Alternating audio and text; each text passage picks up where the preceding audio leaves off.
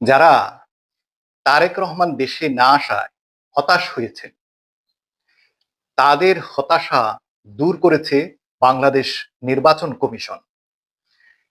তারা ২ নাম্বার তারেক রহমানের দলকে নিবন্ধন দিয়েছে এবং এই ২ তারেক রহমানের মধ্যে সবচেয়ে বড় সাদৃশ্য হলো দুইজনেই প্রধানমন্ত্রী হতে চান। আমি যদি বাংলাদেশের প্রধানমন্ত্রী হই, ১ নাম্বার তারেক রহমান অর্থাৎ তারেক জিয়া এই আম তারেক এবং তার দল যাতে নিবন্ধন পায় সেই বিষয়ে সর্বাত্মক সহায়তা করেছেন।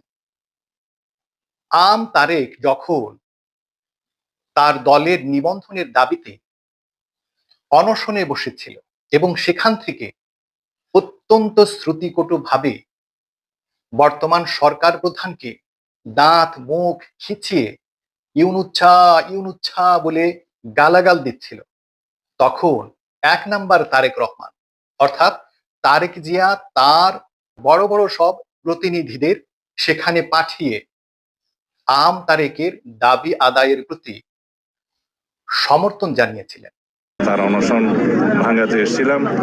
বলা বাহুল্য, সরকারের গণ্যমান্য ব্যক্তিবর্গ এবং নির্বাচন কমিশনারদের জঘন্যভাবে জোর গলায় গালিগালাজ করে আম তারেক তার নেতা হওয়ার যোগ্যতা প্রমাণ করার পরে বর্তমান নির্বাচন কমিশন তাকে রাজনৈতিক দল হিসেবে নিবন্ধন দেওয়ার সিদ্ধান্ত নেয়।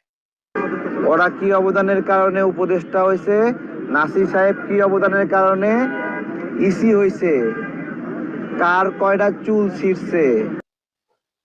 এখন আপনারা যা ভালো মনে করেন, ৫ টাকা ১০ টাকা যে যা পারেন তাকে চাঁদা দিয়ে তারেক প্রধানমন্ত্রী হতে চায়,